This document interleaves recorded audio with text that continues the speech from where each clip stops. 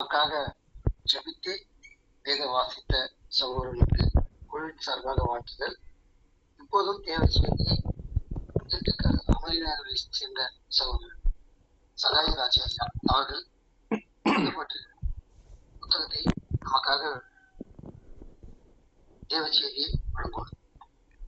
கர்த்தருடைய பிரியமான சகோதரர்களே, உன்னத பாட்டின் விளக்கத்துல நாம் 37வது வாரமாக இந்த வகுப்பை பார்த்து கொண்டிருக்கிறோம். இந்த 37வது வாரத்துல உன்னத பாட்டு 7ஆம் அதிகாரம் 9ஆம் வசனத்தை சற்றே ஆராய்வோம். முடிந்தால் 10ஆம் வசனத்தை பார்ப்போம். இந்த 9ஆம் வசனம் மொழிபெயர்ப்பிலே சற்று பிரச்சனை இருக்கிறது இல்லை. ஏன்னாக்கா எபிரேய வார்த்தை கட்டமைப்பு மற்றும் ஆங்கில வார்த்தை கட்டமைப்பு ஒரே போன்று இருக்கிறது. ஆனால் தமிழிலே அது கொஞ்சம் மாற்றி இருக்கிறார்கள். முதலிலே இருக்கிறதை நாம் வாசிப்போம். 9, உன் தொண்டை என் நேசர் குடிக்கையில் மெதுவாய் இறங்குகிறதும் உறங்குகிறவனின் உதடுகளை பேச பண்ணுகிறதுமான நல்ல திராட்சரசத்தை போல் இருக்கிறது. இங்கே மணமகன், அதாவது சாலமோன் அல்லது கிறிஸ்து, உன் தொண்டை என்று தொடங்கும் போது அங்கே சூலமீத்து பின் குறுக்கிடுகிறாள். என் நேசர் குடிக்கையில் மெதுவாய் இறங்குகிறதும் உறங்குகிறவர்களின் உதடுகளை பேச பண்ணுகிறதுமான நல்ல திராட்சரசத்தை போல் இருக்கிறது என்பது சூலமீத்து பெண் பேசிய வார்த்தை. அதனால இதை எப்படி மொழிபெயர்த்திருக்க வேண்டும் என்றால், உன் தொண்டை நல்ல திராட்சரசத்தை போல் இருக்கிறது. இதுவரைக்கும் மணமகன் பேசுகிற வார்த்தை சாலமோன் அல்லது கிறிஸ்து. உன் தொண்டை நல்ல திராட்சரசத்தை போல் இருக்கிறது அது என்று அவர் ஆரம்பிக்கும் போது சூலமீத்து பெண் அங்கே இடமெடுத்து பேசுகிறாள். என் நேசர் குடிக்கையில் மெதுவாய் இறங்குகிறதும் உறங்குகிறவரின் உதடுகளை பேச பண்ணுகிறதுமாக இருக்கிறது. இந்த வசனத்தை நாம் முதலில் புரிந்து கொண்டு வசன விளக்கத்தை நாம் பார்க்க முடியும். மறுபடியும் சொல்லுகிறேன், மணமகன் அதாவது சாலமோன் அல்லது கிறிஸ்து அதை தொடங்குகிறார். உன் தொண்டை நல்ல திராட்சரசத்தை போல் இருக்கிறது அது என்று சொல்லி ஆரம்பிக்கும் போது சூலமீத்து பெண் அங்கே குறுக்கிடுறார். என் நேசர் குடிக்கையில் மெதுவாய் இறங்குகிறதும் உறங்குறவனின் உதடுகளை பேச பண்ணுகிறதுமாய் இருக்கிறது என்று சொல்லி சூலமீத்து பெண் இங்கே தன்னுடைய நேசருடைய பேச்சிலை குறுக்கிட்டு பேசுகிறார். இந்த வசனத்தில் பேசுபவர், அதாவது தொடங்குகிறவர், மணமகன் என்று கருதப்படுகிறார். இவர் பாரம்பரியமாக சாலமோன் என்று அடையாளம் காணப்படுகிறார்.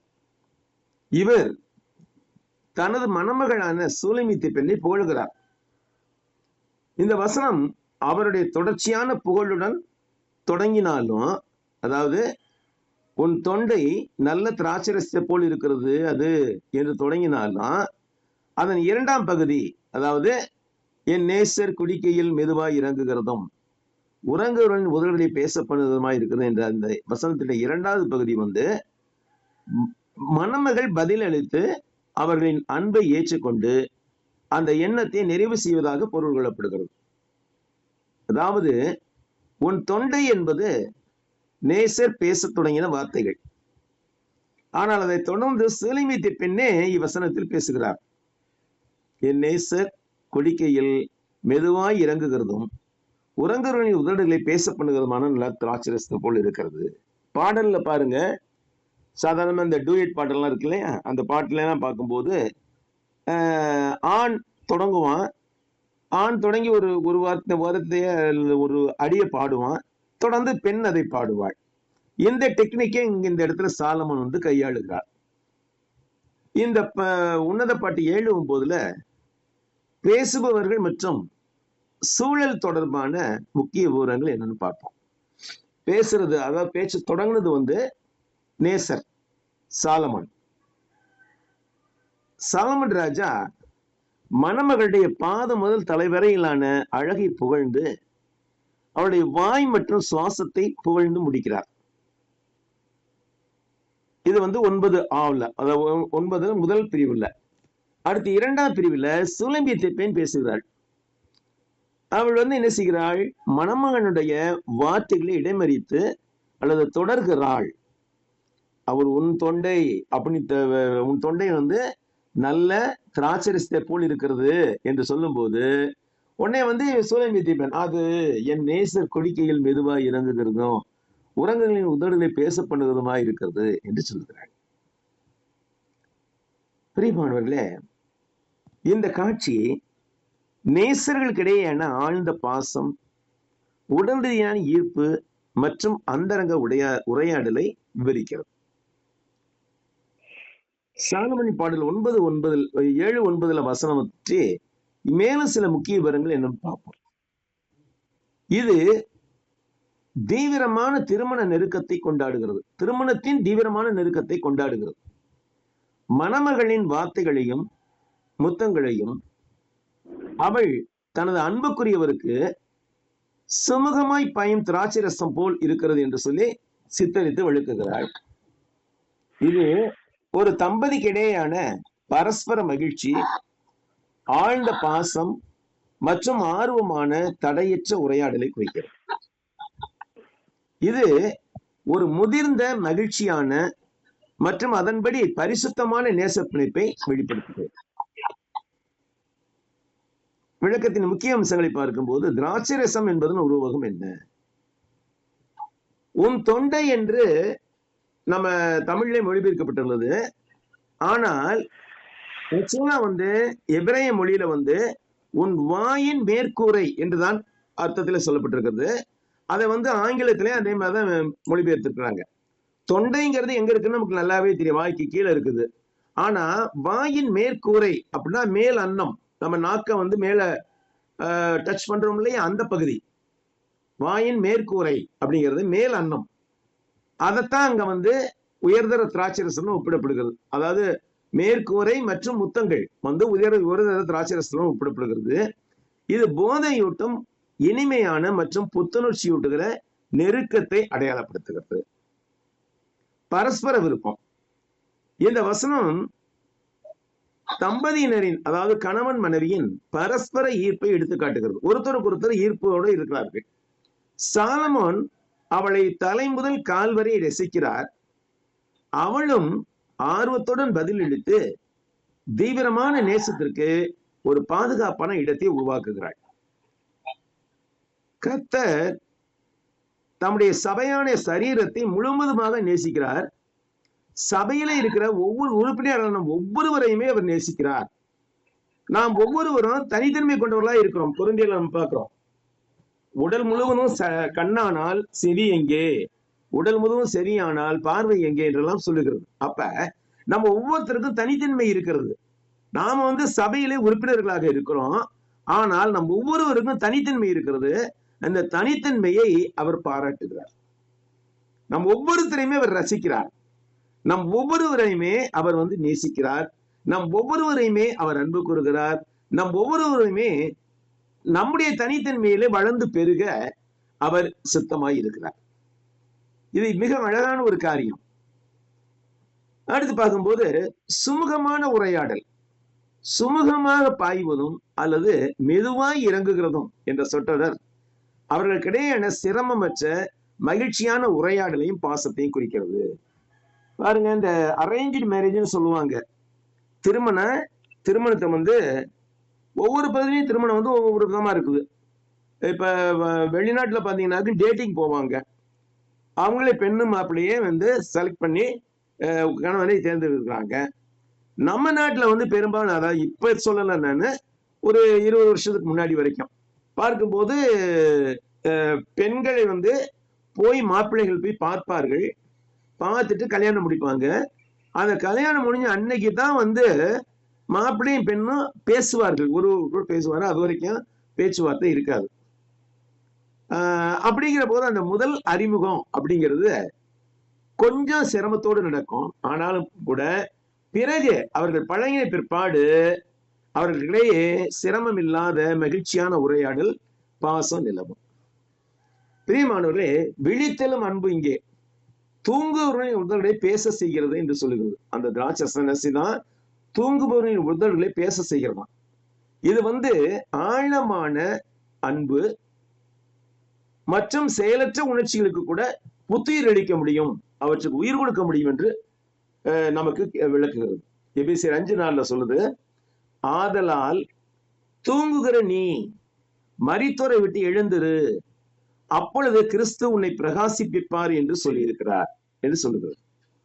ஆக சபைக்குள்ளாக இருக்கிற நாம் ஒவ்வொருவருமே விழிப்புணர்வோடு இருக்க வேண்டும். நைட்டு கொஞ்சம் தூக்கம் கெட்டுருச்சு எனக்கு, அதனால காலையில எந்திரிச்சது ரொம்ப லேட்டா இருந்துச்சு, யாரையுமே கூப்பிடல. நான் எங்க ஸ்டாண்ட் போன்ல ரெகுலர் போன்ல கூப்பிடுறதுக்கு போது நான் முடிச்சு இந்த கிளாஸ் நடத்திக்கிட்டு இருக்கேன். பிரியமானவர்களே, நாம் இந்த உலகத்திலே வாழ்கின்ற வரை எப்பொழுதும் விழிப்புணர்வுகளாய் இருக்க வேண்டும் என்பதை இது குறிக்கிறது. ஏனென்றால் இந்த உலகம் முழுவதும் பொல்லாங்கனுக்குள் கிடக்கிறது. நாம் மிகுந்த ஜாக்கிரதையாய் விழிப்புணர்வோடு நாம் சார்ந்திருக்கிற சரீரத்தின், நாம் சார்ந்திருக்கிற சபையின் மேன்மையை பாதுகாப்பதிலே அக்கறை உள்ளவர்களாய் செயல்பட வேண்டும். முதிர்ச்சி அடையும் திருமணத்தின் சூழல், இது முதலே சொன்ன மாதிரி இந்த பகுதி இந்த புத்தகத்தின் முதிர்ச்சியடையும் திருமணம் என்ற பிரிவில் வருகிறது. திருமண உடன்படிக்கை முழுவதிலும், கவனிங்க, திருமண உடன்படிக்கை முழுவதிலும் தொடக்கத்திலிருந்து மரணம் நம்மை பிரிக்கும் மட்டும், திருமண உடன்படிக்கை முழுவதிலும் இந்த பாலியல் நெருக்கமானது மகிழ்ச்சியாகவும் தீவிரமாகவும் இருக்க வேண்டும் என்பதை எடுத்துக்காட்டுகிறது. கிறிஸ்து சபையாராகிய நம்மீது அன்பு கூறுகிறார். அந்த அன்பு எப்படிப்பட்டது? முடிவில்லாத அன்பு. இயேசு கிறிஸ்து நம்மேல் முடிவில்லாத அன்பு கூறுகிறார். அதே போன்று நாமும் கூட கர்த்தராகிய இயேசு கிறிஸ்து மேல் முடிவில்லாத அன்பு கூறுவராய் இருக்க வேண்டும்.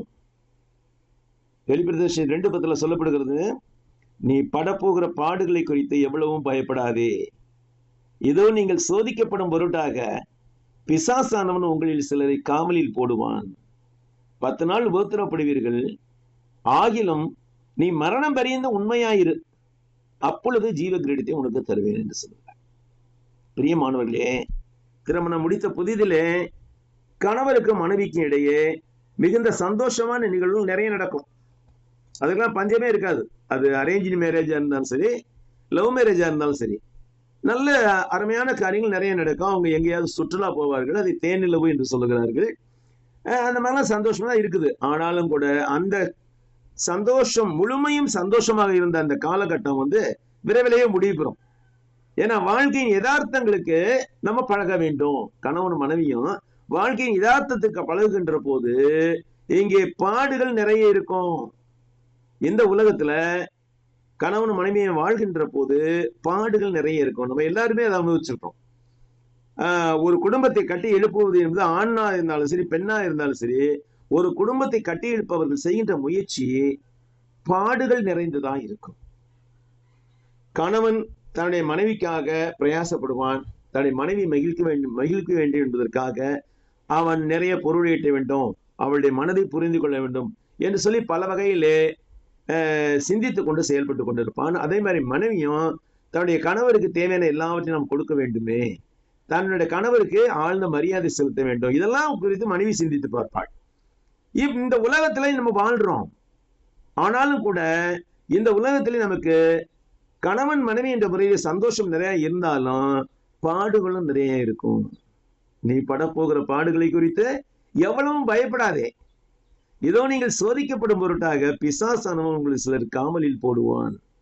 பிசாசானவன் இப்படி திரிகிறானா? இந்த உலகத்துல கெஜ்ஜிக்கிற சிங்கம் போல வகை தேடி சுற்றி திரிகிறான். இன்றைக்கு குடும்பங்களை கெடுப்பது, குடும்பங்களை கலைப்பது என்பதே பிசாசம் செய்கிற பெரிய தந்திரமான வேலையா இருக்கிறது. ஏனென்றால் குடும்பம் திருமணம் குடும்பம் என்பது இந்த உலகத்திலே மனிதனின் நன்மைக்காக தேவன் ஏற்படுத்தின முதல் நிறுவனமாய் இருக்கிறது. அந்த குடும்பத்தை கெடுத்து போடுவதிலே சாத்தான் மிகுந்த விழிப்புணர்வோடு செயல்படுகிறான். இந்த உன்னத பாட்டு முழுவதும் முன்னாடி கூட நம்ம பார்த்திருக்கோம். குடும்பத்தின் நிம்மதியை கலைப்பதற்கு பெரிய பெரிய விலங்குகள் தேவையில்லை, சிறு நரிகளே போதும். ஒரு எரிச்சலான வார்த்தை, ஒரு கோபமான ஒரு பார்வை, இது என்ன செய்யும்? குடும்பத்தின் நிம்மதியை கெடுத்து போடும். 4 நாளைக்கு பேச மாட்டாங்க கணவன் மனைவியும். வீம்பு, ஈகோ, இதெல்லாம் இருக்கிறான். அப்ப அந்த மாதிரி காரியங்கள்லாம் இருக்கக்கூடாது. நீ படப்போகிற பாடுகளை குறித்து எவ்வளவும் பயப்படாதே, இதோ நீங்கள் சோதிக்கப்படும் பொருட்டாக பிசாசானவன் உங்களில் சிலர் காவலில் போடுவான், 10 நாள் உபத்திரப்படுவீர்கள். 10 நாள்ங்கிறது கரெக்டா 1, 2, 3, 4, 10 நாள் இல்ல, கொஞ்ச நாள் உபத்திரப்படுவீர்கள். கொஞ்ச நாள் இந்த வாழ்க்கையில நிச்சயமாக உபத்திரவங்கள் உண்டு. ஆனாலும் கூட அந்த உபத்திரவங்கள் மத்தியிலையும் கணவனும் மனைவியும் ஒருவருக்குள்ள பிரமாணிக்கமாய் ஒருவருக்குள்ள உண்மையாய் வாழும் போது, மரண பரியந்தம் உண்மையா இருக்கும் போது நிச்சயமாக ஜீவ கிரீடத்தை தேவன் நமக்கு தர தயாராக இருக்கிறார். பிரியமானவர்களே, திருமணம் என்பது தொடக்க காலத்துல சற்று சந்தோஷத்தை தருவதாக இருந்தாலும் போக போக பார்க்கிற போது பாடுகள், சோதனைகள், வேதனைகள் நிறைந்ததாக மாறிவிடுகிறது. அப்ப ரெண்டு பேருமே, கணவன் மனைவி இரண்டு பேருமே முதிர்ச்சி அடைய வேண்டும். ஏனென்றால் திருமண வாழ்விலே, குடும்ப வாழ்விலே சோதனைகள் ஏற்படும், வேதனைகள் ஏற்படும், சகஜமானது. அதை புரிந்து கொள்ள வேண்டும். புரிந்து கொண்டு மனைவியை எப்படி மகிழ்ச்சியாய் வைத்துக் கொள்ளலாம் என்பதை குறித்து கணவன் சிந்தித்து பார்க்க வேண்டும். அது மாதிரி கணவன் மனைவியும் கணவனை எப்படி மகிழ்ச்சியாய் வைத்துக் கொள்ளலாம் என்பதை குறித்து சிந்தித்து பார்க்க வேண்டும். இது எது வரைக்கும் இருக்கணும்? சாகிற வரைக்கும் இருக்கணும். திருமண உடன்படிக்கை முழுவதிலும் பாலியல் நெருக்கம் என்பது மகிழ்ச்சியாகவும் தீவிரமாக இருக்க வேண்டும். பிரசங்கில சொல்றாரு இல்லையா?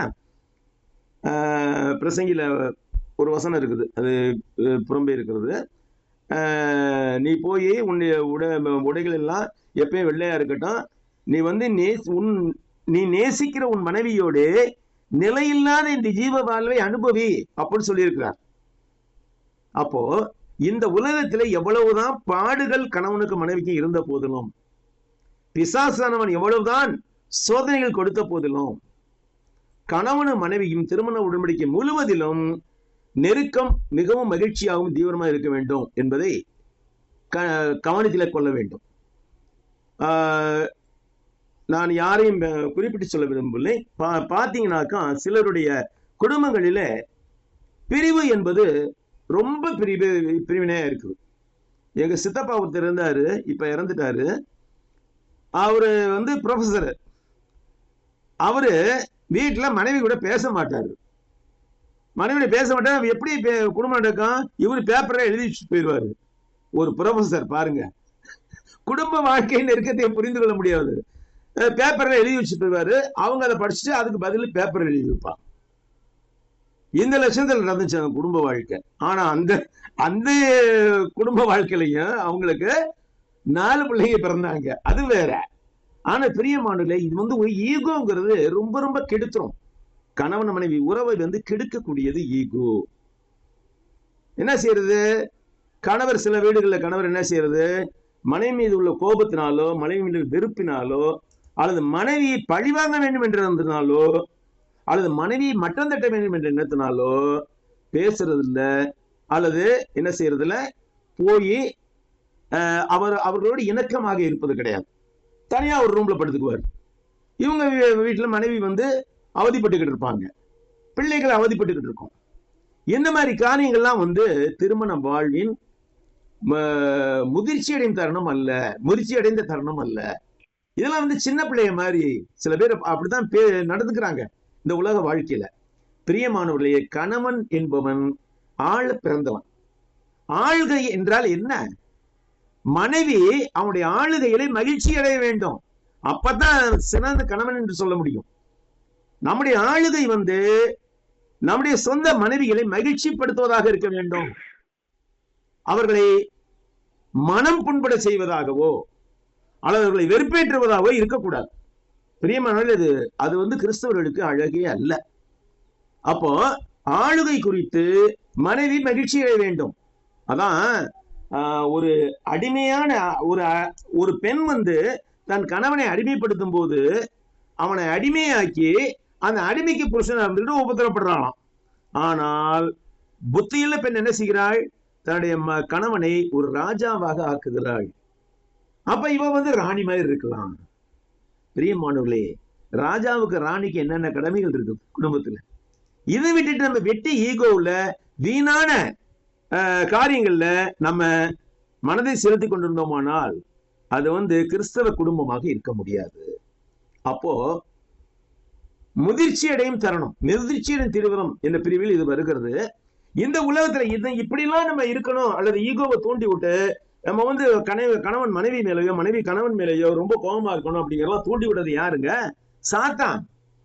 அப்ப சாத்தானுக்கு நம்ம இடம் கொடுக்க கூடாது. இந்த உலகத்திலே வாழ்கின்ற காலம் முழுவதிலும் சாத்தானை கெடுக்கடாமல் கிறிஸ்துவை நம்ம வீட்டின் குடும்பத்தின் தலைவராக ஏற்றுக்கொண்டால் இந்த பிரச்சனைகள் எல்லாம் வரவே வராது. நம்ம சற்றே யோசித்து பார்ப்போம். நாமெல்லாம் முதிர்ச்சி அடைந்த கிறிஸ்தவர்கள், சபையிலே முதிர்ச்சி அடைந்த கிறிஸ்தவா இருக்கும்போது நம்ம எந்த வகையிலையும் தாழ்ந்தவர்கள் அல்ல. ஒரு இந்து குடும்பத்துல பாருங்க, ஒரு முஸ்லிம் குடும்பத்துல பாருங்க, அந்த கணவன் மனைவி உறவை எவ்வளவு போற்றுகிறார்கள். இந்து குடும்பத்துல எல்லாம் ரொம்ப பிரமாதமா நினைப்பாங்க கணவன் மனைவி உறவை பற்றி. அப்படி ஒரு விக்கிரகை கூட்டத்தார் இன்னதென்று தொழுது தெரியாமலே தொழுது கொண்டிருக்க கூட்டத்தார் எல்லாம் இப்படி இருக்கும்போது, நாம் தொழுது இன்னார் என்று நமக்கு தெரியும், அவர் எப்படிப்பட்டார் என்பது நமக்கு தெரியும், அவர் ஏன் நம்மை படைத்திருக்கிறார் என்பதும் நமக்கு தெரியும். தெரிந்த நாம் ஒரு மட்டமா நடந்துக்கலாமா? நிச்சயமா கூடாது. கணவன் மனைவி மேலும் மனைவி கணவன் மேலும் உள்ள அன்பு நிபந்தனைக்கு அப்பாற்பட்டது, எந்த ஒரு பிரதிபலனையும் எதிர்பாராதது. ஏன்னாக்கா மற்ற எல்லா உறவுகளும் ஒரு குறிப்பிட்ட காலம் வரைக்கும் தான் இருக்கும்.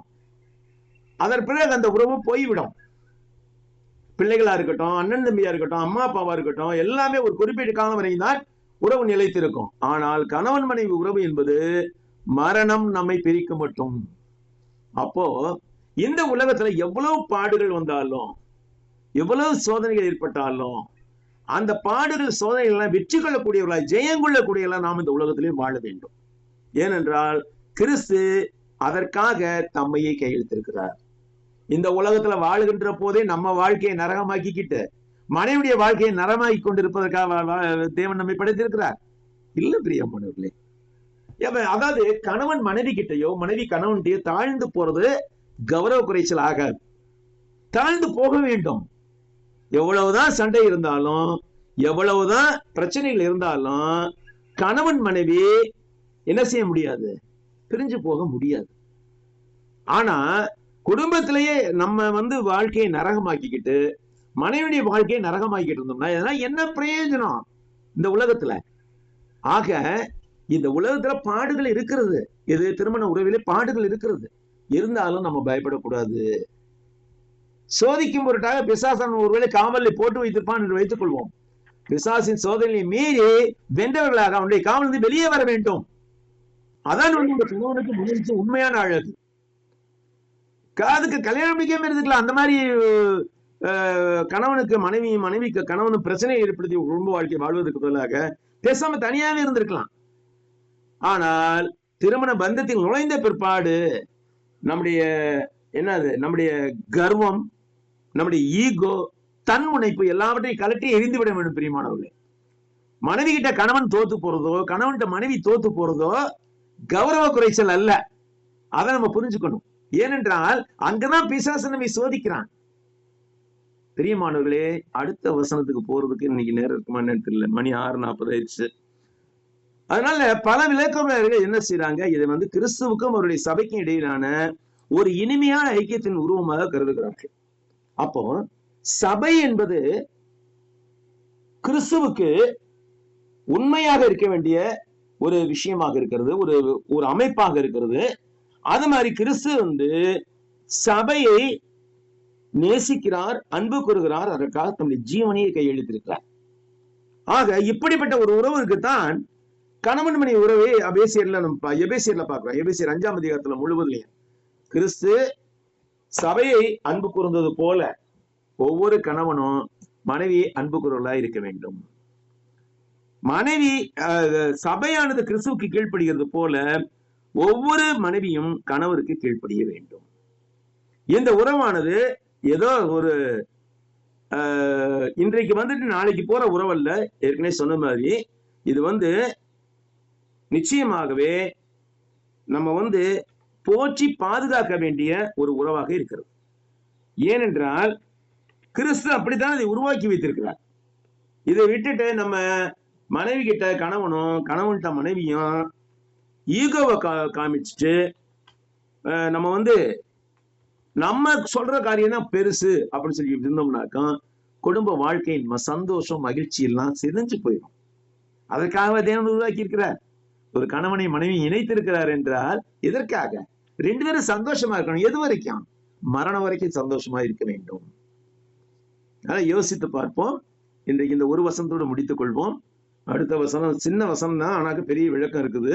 அதை கர்த்தருக்கு சித்தமானால் நாம் அடுத்த வாரத்திலே பார்ப்போம். நன்றி சகோதரி சகோதரி.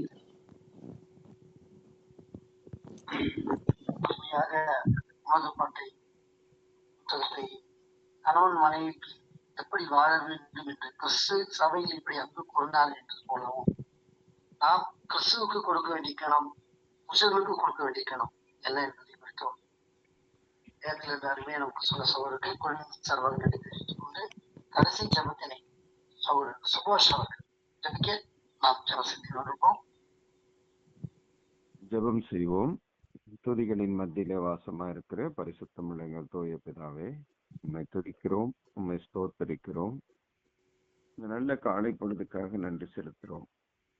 இதை மட்டுமாய் கேட்ட நம்முடைய வார்த்தையின்படி நாங்கள் உம்மிடத்திலே மெய்யான அன்பும் உறவும் நீடித்த பாசமும் வைத்து வாழ்வதற்கு நீர் கிருபை புரிய வேண்டும் என்று இடத்துல வேண்டுகிறோம். எங்களை இந்த பூமியில என்ன நோக்கத்திற்காக படைத்தீரோ,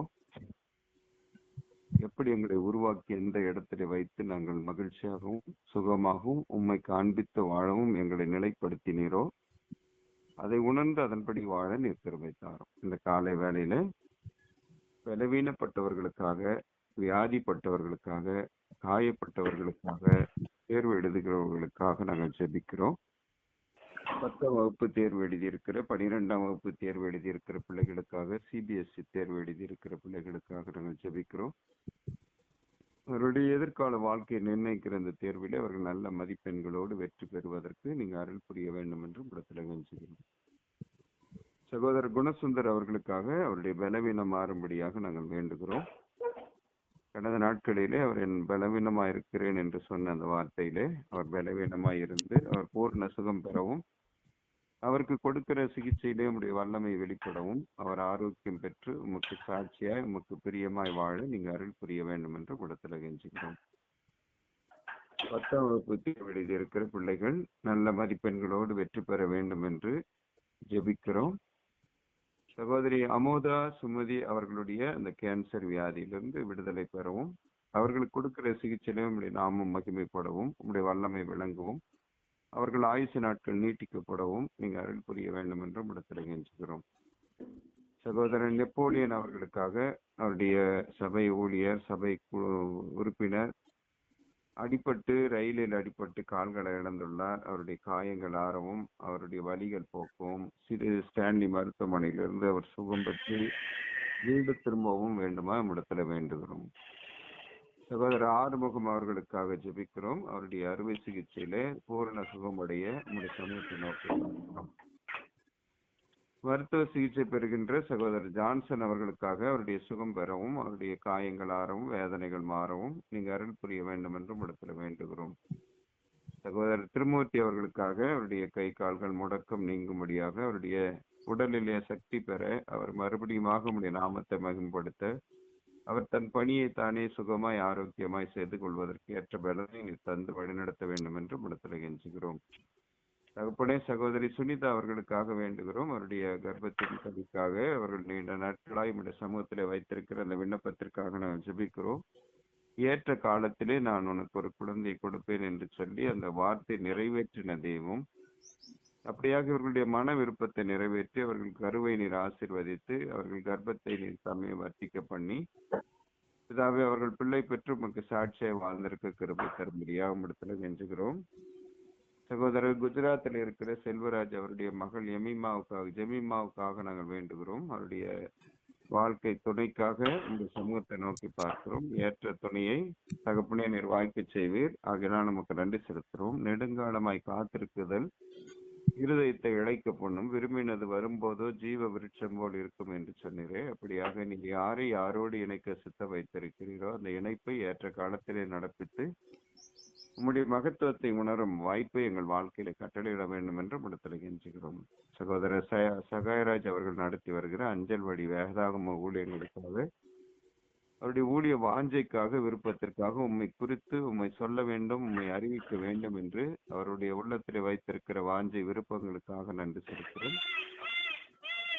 அதை மன விருப்பத்தோடும் உற்சாகத்தோடும் செய்வதற்கு ஏற்ற பலனை தாரும். சகோதரர் ராஜசேகர் அவருடைய பேரன் காலிப் மற்றும் சோனியா அவர்கள் சுகம் பெற நீர் கிருபை தாரும். அவருடைய வியாதி, வேதனை, வருத்தங்கள், மருத்துவமனையிலே நடைபெறுகிற மருத்துவர் வழியாய் உண்டாகிற சிகிச்சை பூரணமடைவதற்கு நீர் கிருபை புரிய வேண்டும் என்று முடித்திருக்கின்றோம். சகோதரர் சங்கர், சிவராஜ், தனசேகர் அவருடைய மனைவிகளுக்காக, பிச்சைமுத்து அவர்கள் குடும்பத்திற்காகவும் நாங்கள் ஜெபிக்கிறோம். அவருடைய குடும்பத்தார் யாவரோடும் உடைய கிருபை, ஒத்தாசை, தயவு தங்கியிருக்க வேண்டுமா இடத்துல கெஞ்சுகிறோம்.